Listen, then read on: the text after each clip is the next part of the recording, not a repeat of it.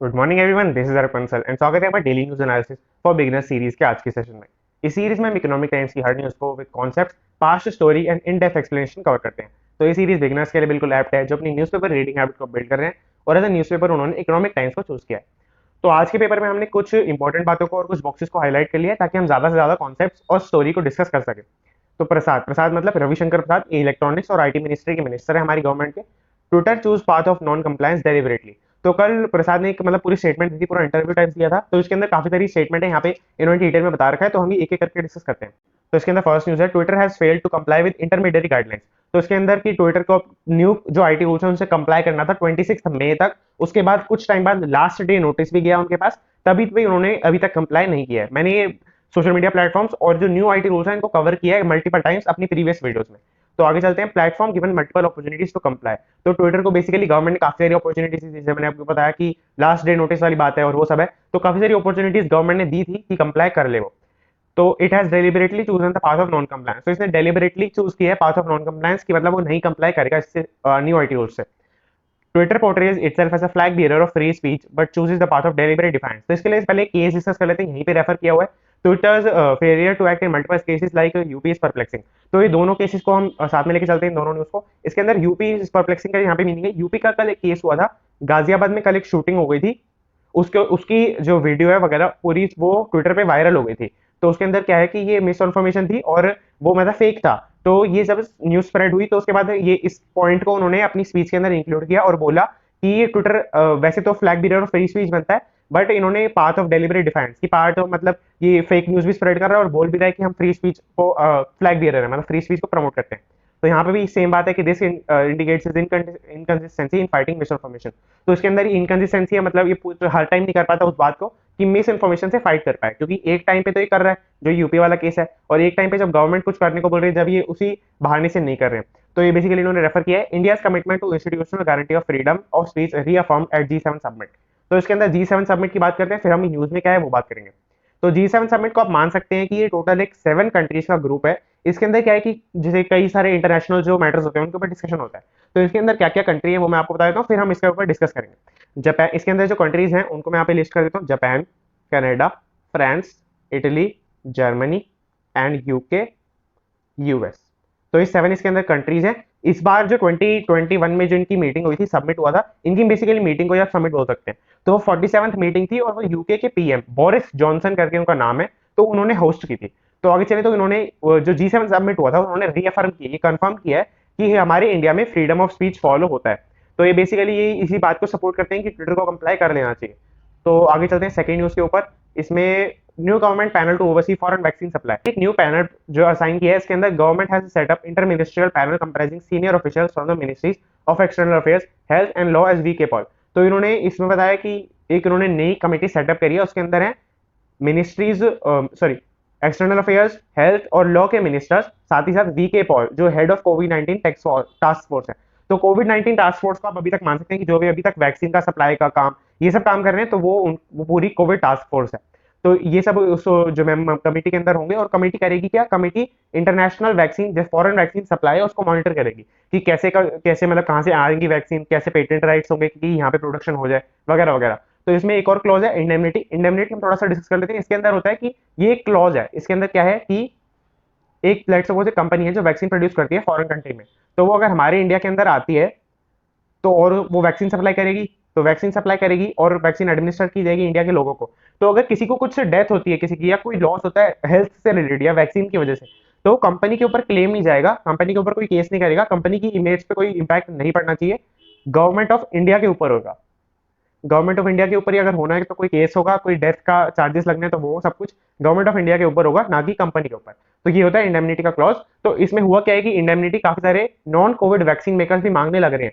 तो इंडेमनिटी हमने सबसे पहले दी थी फाइजर वैक्सीन कंपनी प्रोड्यूसर को, तो वो इंडिया में आ रहे थे अपनी वैक्सीन को लेकर, तो हमने वहां पे इंडेमनिटी प्रोवाइड की उनको।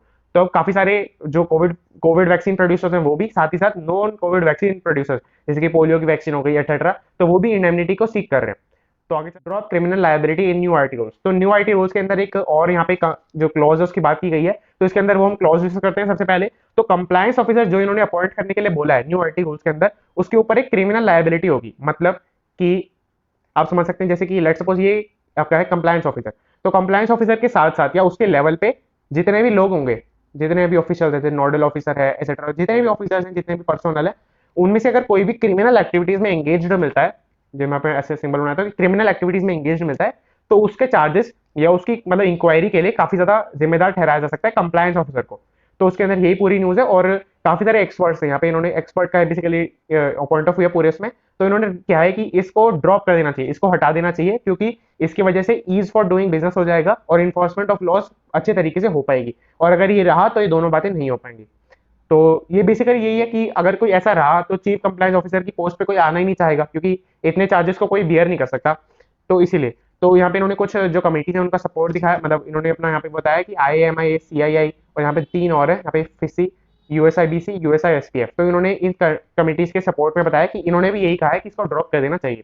चलते हैं, India spent 15,000 crore on immunity boosters in year. तो ये काफी बेसिक सी न्यूज है बट काफी इंटरेस्टिंग से। इसके अंदर जो इंडियन का मतलब इंडियन के पूरे कंज्यूमर्स ने वाइटामिन, सप्लीमेंट्स और एंटीवायरल्स इन सब चीजों पर एक साल के अंदर अंदर 15,000 करोड़ रुपए का एक्सपेंडिचर कर दिया। तो यहाँ पे इन्होंने कुछ नाम भी दिए, जैसे क्या ब्रांड था और क्या ड्रग थी, मतलब जो क्या उसके अंदर जो वाइटामिन वगैरह के अंदर क्या ड्रग थी, वो उनके ऊपर कैसा एक्सपेंडिचर हुआ है। तो यहाँ पे जो मेन एक जो हाईलाइट करने वाली बात है, इसके अंदर ईयर एंडेड May 21 के अंदर कितना इनका सेल हो रहा था। तो यहाँ पे 0, इसका मतलब है कि ये कंपनी बाद में फॉर्म हुई है May 2020 के। और यहाँ पे एक जो काफी ज्यादा इंपॉर्टेंट बात ये है कि फर्स्ट जो कंपनी है ग्लेनमार्क फार्मा की जो इसका ये ब्रांड है, ड्रग है पूरी की फेबीफ्लू, इसके अंदर फेविपिराविर ये जो भी है ये सप्लाई कर रहे हैं। और इनकी ये May 2020 में, मतलब एक साल पहले कंपनी थी भी नहीं, ब्रांड था भी नहीं, और अब इनकी 975 सबसे टॉप पे सेल्स चल रही है विटामिन और ये मल्टीविटामिन के मतलब पूरे सेगमेंट में। तो ये पूरी इंटरेस्टिंग सी न्यूज है। इसके अंदर इनके स्टॉक्स पर और ये जो बाकी भी कंपनी है, सिप्ला कंपनी है, तो इनमें से जो भी लिस्टेड कंपनी है, ये दोनों तो है ही, तो इनके स्टॉक्स के ऊपर काफी पॉजिटिव इंपैक्ट पड़ सकता है इससे। तो आगे चलें तो रोनाल्डो पास में पुट कोका कोला एंडोर्सेस इन अ स्पॉट। तो इसके अंदर आपने कल शायद न्यूज वगैरह में या सोशल मीडिया पर देखा ही होगा कि रोनाल्डो ने एक इंटरव्यू में, जो यूरो 2020 के प्रेस कॉन्फ्रेंस थी, तो इसके अंदर इन्होंने क्या किया था, कोका कोला की 2 बॉटल्स को हटा करके एक वाटर बॉटल वहां पे रख दी थी। तो उन्होंने क्या हुआ कि इसकी वजह से कोका कोला की मार्केट कैपिटलाइजेशन का फॉर्मूला अगर आपको याद है, मैंने रिपीटेडली 2-3 वीडियोस में बताया लगातार, तो आप कमेंट में जरूर बताएं, और अगर नहीं पता तो आगे वीडियो को देखें। तो मार्केट कैपिटलाइजेशन का फॉर्मूला होता है number of shares multiply by shares price. और याद रखना है कि नंबर ऑफ शेयर्स आउटस्टैंडिंग है, कि बेसिकली इतनी अगर ये टोटल मार्केट कैपिटलाइजेशन है, जैसे M है यहाँ पर, तो इन M रुपीज में पूरी कंपनी को बाय किया जा सकता है आज की डेट में। तो मार्केट कैपिटलाइजेशन जो कोक की है टोटल, यानी कि उनके number of shares multiplied by जो उनका 1 शेयर का प्राइस, तो वो टोटल मिला के 4 बिलियन से घट गई थी सिर्फ इस एक्ट के बाद। मतलब बेसिकली बोला जा रहा है कि सिर्फ इस एक्ट की वजह से। और दूसरा क्या हुआ है कि इसके कॉरेस्पॉन्डिंग ऐसी ही एक न्यूज हुई थी कि पॉल बागबा, ये भी एक मतलब बेसिकली फुटबॉलर है, तो इन्होंने भी क्या किया था, हाइनकाइन, ये हाइनकाइन एक नॉन अल्कोहलिक बियर की कंपनी है, तो इन्होंने इसकी भी एक बॉटल रिमूव कर दी थी एक ऐसी प्रेस कॉन्फ्रेंस के अंदर, न्यूज कॉन्फ्रेंस के अंदर। तो ये पूरी न्यूज थी। और एक और जो इन्होंने सपोर्टिंग फैक्ट दिया इसके अंदर, कि जो ऐसी कंपनीज है उनको कई सारे जो न्यूज सेलिब्रिटीज है, स्पोर्ट्स सेलिब्रिटीज है, वो सपोर्ट नहीं कर रहे।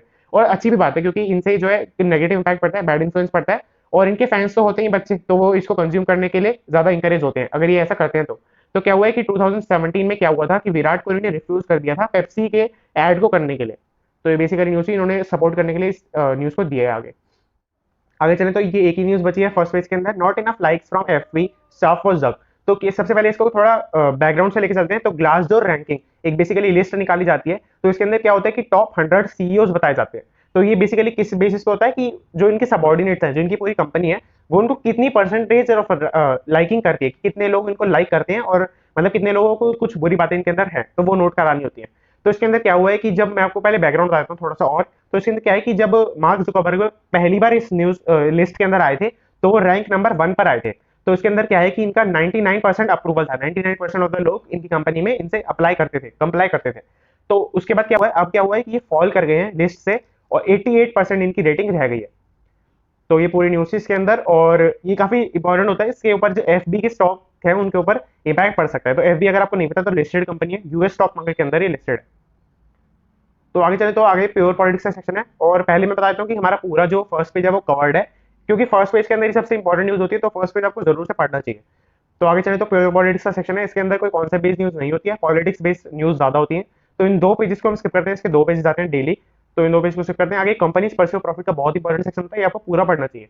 तो DOT ask tele companies ISP, तो इसके अंदर डीओटी का मतलब है डिपार्टमेंट ऑफ टेलीकम्युनिकेशन, टेलीकोस का मतलब टेलीकंपनीज, और आईएसपी का मतलब इंटरनेट सर्विस प्रोवाइडर, जैसे एयरटेल वगैरह ऐसी कंपनीज। तो इनको डीओटी ने बोला है कि वो नेम करें अपने नोडल ऑफिसर को, और ताकि वो ट्रस्टेड टेलीपोर्टल को आप मान सकते हैं कि जैसे आप खंबा या फिर एक पोल बोल सकते हैं, एक पोल है जहां से जो मतलब जो इलेक्ट्रिसिटी और जो सिग्नल्स हैं वो ट्रांसमिट होते हैं। तो आप इसको बेसिकली ये रेफर कर सकते हैं, हालांकि ये थोड़ी सी मतलब टेक्निकल टर्म्स आता है। तो इसके अंदर ट्रस्टेड टेलीपोर्टल को एक्सेस कर पाए, बेसिकली मशीनरी को एक्सेस कर पाए, जो उनके लिए काफी क्रूशियल है। तो इसके लिए उन्हें नोडल ऑफिसर को नाम करना पड़ेगा। अब इससे रिलेटेड अगर हम बैकग्राउंड थोड़ा डिस्कस करें, तो जो नए आईटी रूल्स है, मैंने आपको फर्स्ट पेज पे काफी डिटेल में इसकी एक न्यूज बताई थी, तो जो न्यू आईटी रूल्स है उसके अंदर भी 3 ऑफिसर्स को कंप्लाई करना था, कंप्लायंस ऑफिसर, नोडल ऑफिसर और ग्रीवेंस ऑफिसर। तो उसके अंदर भी नोडल ऑफिसर की बात की गई थी। तो ये पूरी मैंने थोड़ा बैकग्राउंड बता दिया ताकि आपको जो सेंस ज्यादा बने। तो आरकॉम का मतलब है Reliance communication bonds license, license का यहाँ पे मीनिंग है, यहाँ पे telecom license renewed for 20 years. तो रिलायंस कम्युनिकेशन आपको पता होगा कि काफी इनकी मतलब कंपनी की डाउनफॉल हो गई, काफी कंपनी लॉस वगैरह में चल रही है इस टाइम पर इन्होंने खुद भी बिड किया है अभी भी कि वो अपने टेलीकॉम लाइसेंस को रिन्यू करा सके 20 साल के लिए, नेक्स्ट 20 ईयर्स के लिए। तो यहाँ पे इन्होंने बोला है बैंकरप्ट हो रही है कंट्री, मतलब यहाँ पे बैंकरप्सी के लिए इन्होंने फाइल वगैरह नहीं किया, बट ये ऑलमोस्ट बैंकरप्ट है। एक रिक्वेस्ट भेजी है डिपार्टमेंट ऑफ टेलीकम्युनिकेशन के अंदर ताकि अपना टेलीकॉम लाइसेंस को रिन्यू करा पाए 20 साल के लिए। तो वही जो मैंने आपको बताया था वही है यहाँ पर भी, और इन्होंने डिपार्टमेंट ऑफ टेलीकम्युनिकेशन भी इस पर रिस्पॉन्ड किया है और उन्होंने बोला है कि ओनरशिप डिटेल्स इसके लिए मांगी है उन्होंने कि ओनरशिप डिटेल्स अपनी देनी पड़ेगी। तो ये पूरी न्यूज़ थी, अगर आप आगे चाहे तो पढ़ सकते हैं, बट मैं इसको पूरा कवर कर लिया। इसके अलावा इस पूरे सेक्शन के अंदर हेड्स हैं आज, तो इसको डिस्कस सीधे बात नहीं करेंगे। आगे चलते तो ईटी मार्केट का सेक्शन है, या अगर आपको फाइनेंशियल मार्केट से रिलेटेड और फाइनेंशियल जो एस्पेक्ट्स होते हैं, कॉन्सेप्ट्स होते हैं, उनसे रिलेटेड अगर अपनी अंडरस्टैंडिंग को डीपन करना है तो ये आपको पूरा जरूर पढ़ना चाहिए।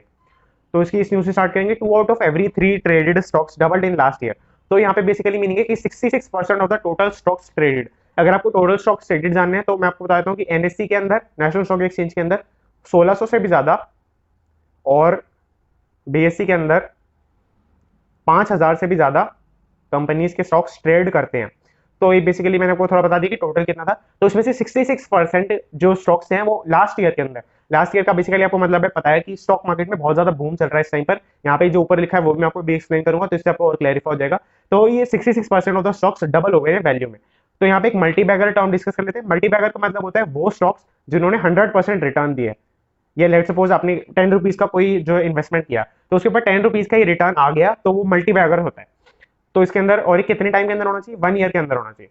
तो ये हमने डिस्कस कर लिया मल्टी बैगर का मीनिंग। अब आगे डिस्कस करें तो सिंस अप्रैल 20 से अब तक 300 स्टॉक्स 5 गुना अपनी वैल्यू के अंदर बढ़ चुके हैं, और 185 स्टॉक्स 4 गुना बढ़ चुके हैं, 450 स्टॉक्स मोर देन 50% रिटर्न दे चुके हैं। तो ये जो पूरी न्यूज़ थी, और मैंने आपको टोटल स्टॉक्स वगैरह सब बता दिया। इसके अंदर small cap stocks with market capitalization of less than 5000 crore outperform larger companies. तो इसके अंदर बेसिकली रिटर्न की बात कर रहे हैं कि स्मॉल कैप कंपनी से जिनका टोटल मार्केट कैपिटलाइजेशन 5000 करोड़ से भी कम है, उन्होंने अच्छा रेवेन्यू दिया है as compare to larger companies. तो बेसिकली रिटर्न की बात होती है। जैसे छोटी कंपनीज का एक शेयर लेट्स सपोज 100 रुपीज का आया, तो उनका शेयर अगर डबल भी 200 रुपए भी चले जाता है तो डबल रिटर्न हो गया, 100% रिटर्न हो गया। और जैसे अगर कोई रिलायंस कंपनी है तो उसका शेयर 2000 से 2200 पर गया, तो ये हालांकि इंक्रीज ज्यादा है, 200 रुपए का इंक्रीज है, यहाँ पे से 100 रुपए का इंक्रीज था, बट ये बहुत ही कम वैल्यू से बढ़ा, ऑलमोस्ट 10% से ही बढ़ा सिर्फ, और यहाँ पे 100% रिटर्न था। तो ये इस जो है एस्पेक्ट के अंदर आपको देखना चाहिए। तो अगर आगे चले तो OMCs could be in re-rating for stronger margins LPG boost। तो ये ऑप्शन ट्रेडिंग से रिलेटेड न्यूज़ है, अगर आपको पता है तो आपको ये वैसे ही समझ में आ जाएगा। ये बहुत ही बेसिक न्यूज़ है और इसके अंदर कुछ कंफर्म नहीं हो रहा है। तो जिस दिन मैं आपको ऑप्शन ट्रेडिंग वगैरह सब सिखाऊं, मतलब बताऊंगा थोड़ा कॉन्सेप्ट, तब मैं आपको ये ऐसी न्यूज़ या जब ये कंफर्म हो जाती है, जब आपको मैं ये कॉन्सेप्ट बता दूंगा तब साथ में बताऊंगा। तो ये बहुत इंपॉर्टेंट यहाँ पे कॉन्सेप्ट है, ये डिस्कस कर लेते हैं। आईपीओ से राम मेटालिक्स और सोना BLW का जो आईपीओ कल खत्म हुआ था, तो इन्होंने क्या किया है कि मैं आपको यहाँ पे रिपोर्ट सबमिट किया कि कितना इनका इशू ओवर सब्सक्राइब हुआ। तो इस टाइम पे आपको बताइए कि स्टॉक मार्केट में बहुत ज्यादा बूम चल रहा है, लोग बहुत ही ज्यादा इन्वेस्ट कर रहे हैं, और इस टाइम पे इन्होंने कुछ ऐसे डेटा सपोर्ट किया है कि कितना इनका सब्सक्राइब हुआ। तो सोना BLW इनका आईपीओ आया था, तो 5550 करोड़ का इनका टोटल आईपीओ था। इनका टोटल आईपीओ 2.3 टाइम्स, यानी कि आप मान सकते हैं कि करीब करीब आपकी 12000 करोड़ के आसपास इनका टोटल इशू आया था, मतलब पूरी एप्लीकेशन मनी आई थी। हालांकि बाकी रिफंड कर देंगे, बट मैं आपको बता रहा हूँ। तो श्याम मेटालिक्स जिनका 909 करोड़ का आईपीओ था, तो इनका 121 टाइम्स सब्सक्राइब हुआ है। तो ये बहुत ही बड़ी फिगर होती है। तो ये यहाँ पे इन्होंने डिटेल में बताया हुआ है कि किस पोर्शन से कितना रेवेन्यू आया, तो ये भी हम डिस्कस कर लेते हैं। तो the portion reserve for retail investors was subscribed 1.6 times. तो the portion reserve for retail investors का मतलब होता है कि आईपीओ के अंदर कुछ सेक्शंस बने होते हैं। मैं अभी आपको डिटेल में बताऊंगा, यहाँ साइड में मैंने लिखा भी हुआ है, जैसे आप देख सकते हैं। तो ये आपको डिटेल में बताऊंगा कि कुछ पोर्शन होता है रिटेल इन्वेस्टर्स के लिए, कुछ क्वालिफाइड इंस्टीट्यूशनल इन्वेस्टर्स के लिए, एक्सेट्रा। तो ऐसा जो रिटेल इन्वेस्टर्स के लिए होता है, रिटेल इन्वेस्टर का मतलब वो जैसे आप और मैं इंडिविजुअल इन्वेस्टर, तो ये 1.6 टाइम्स सब्सक्राइब हुआ है जितना इनके अंदर इन्होंने रखा था। और जो QIB था, यानी कि क्वालिफाइड इंस्टीट्यूशनल बाइंग थी, यानी कि जो इंस्टीट्यूशन है जैसे म्यूचुअल फंड हो गया, ऐसी कोई इंश्योरेंस कंपनी हो गई, इन्वेस्टमेंट बैंक हो गया, तो इनके ये सब मिला जुला के 3.54 टाइम्स ज्यादा सब्सक्राइब हुई। जैसे कि अगर 100 करोड़ का था तो 455 करोड़ तक इशू हुआ है। तो यहाँ पे ये पूरा न्यूज था। अगर हम डिस्कस करते हैं कि क्या पोर्शन होता है और कैसे कैसे रखा जाता है पोर्शन, तो जो यहाँ पे मेंशन किया हुआ पोर्शन, अब हम ये डिस्कस करते हैं। तो इसको जल्दी चलते हैं, थोड़ा सा मैंने यहाँ पे थोड़ा सा लिखा हुआ और मैं और बता दूँ। तो आईपीओ के अंदर ये पूरा पोर्शन ये पूरा स्पेसिफाई किया जाता है। तो इसके अंदर यहाँ पोर्शन लिख देते हैं कि किसका पोर्शन है यहाँ पे।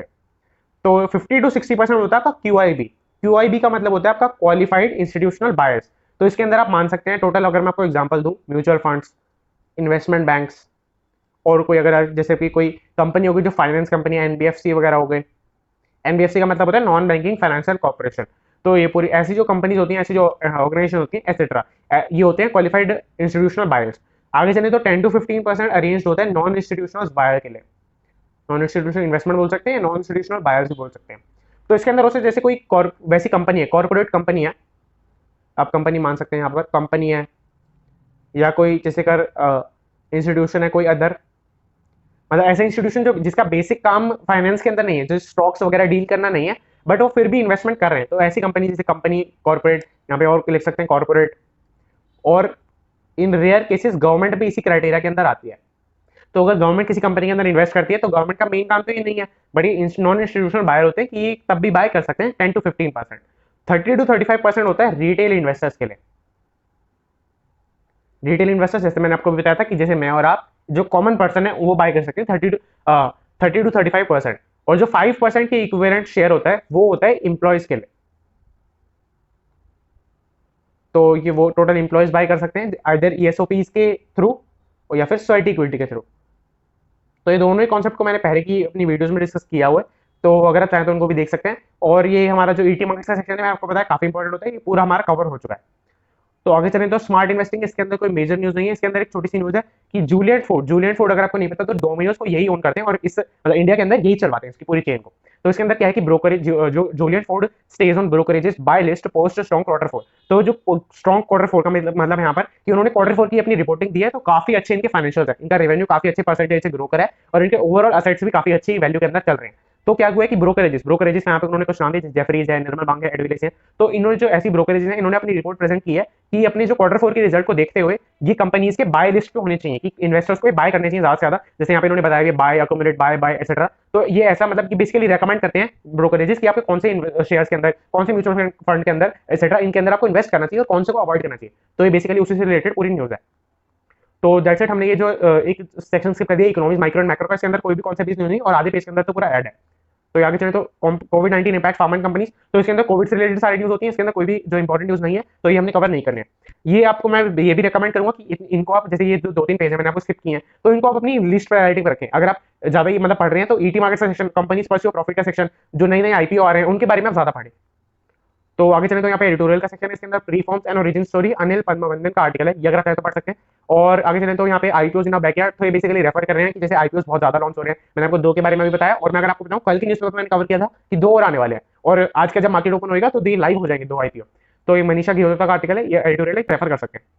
तो आगे चले तो ईटी बना के सेक्शन है, इसके अंदर सोशल ट्रेंड से रिलेटेड पूरी न्यूज होती है। इसके अंदर कोई भी जो आपका काम का नहीं है बेसिकली, तो अगर आप चाहें तो उसको पूरा भी स्किप कर सकते हैं।